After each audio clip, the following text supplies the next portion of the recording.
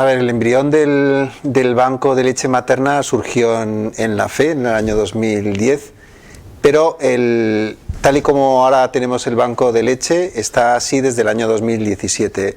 La necesidad, bueno, surge de la presencia de niños, sobre todo de muy bajo peso en los hospitales, que se pueden tratar de maneras alternativas con fórmulas de farmacia, pero que es más idóneo tratarles con leche materna.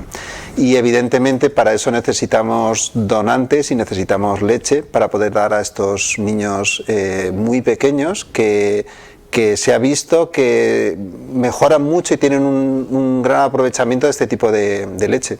Entonces empezamos en el año 2017 con la colaboración de todos los hospitales de la comunidad.